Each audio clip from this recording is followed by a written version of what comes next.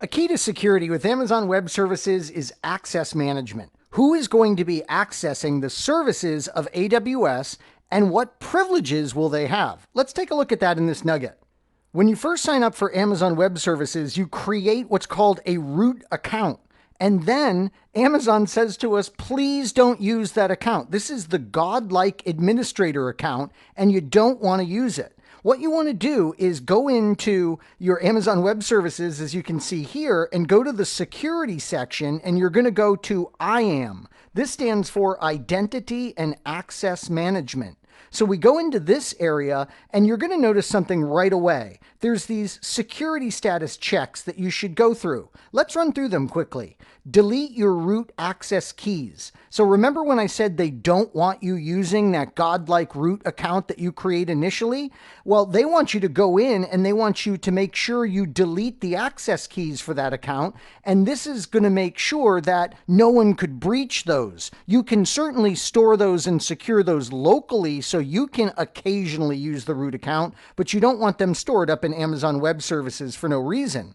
Then we have MFA. On the root account, at the very least, maybe all of our accounts, we want to enable multi-factor authentication.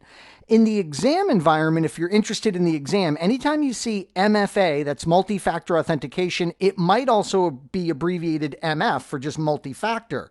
What this means is we're going to need like our password and a code that we enter that is displayed on our mobile phone. So now we have to know something, the password, and have something, our mobile phone, in order to get in.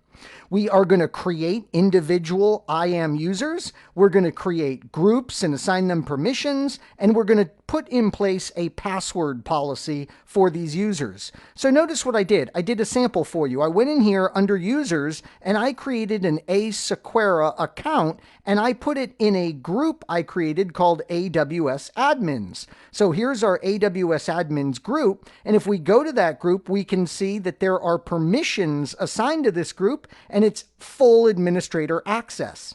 Notice there's also roles in identity and access management. These are great. You can go in and you can create a role, let's say the ECS instance role, and you can give permissions to this role so that you don't have to necessarily create user accounts for your permissions.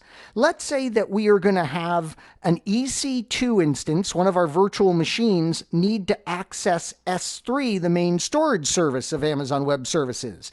We can create a role that the virtual machine can use in order to make that storage access. So notice roles can often be the glue from a permission standpoint that will keep our services together. You can also go in and create sophisticated policies. So you could go and create a policy or pick from one of the built-in policies that's going to allow the exact permissions that you need. Notice also that we have the ability to connect the Amazon Web Service directory service to other directory services. So maybe we want to connect the Facebook user account system into the Amazon Web Service account system. This is possible thanks to our ability to create many different and connect to many different identity providers. Now, one more thing I wanted to show you in here is notice that there's this encryption keys area. Amazon Web Services supports all kinds of encryption. We can encrypt data in Amazon Web Services and have Amazon take care of all of the management of the keys. These are essentially passwords. We can have them handle all of that. Or we can do encryption of information in the cloud and we can handle all the password or keying information. So lots of excellent options when it comes to encryption and your cloud resources.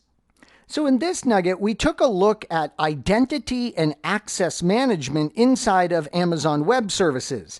This is super powerful, and we're going to go in there after creating our initial root account, and we're going to create users. We're going to put these users into groups. We may end up utilizing built-in or create our own roles that allow services to interact with each other and have the appropriate permissions. I hope you found this nugget informative, and I'd like to thank you for viewing.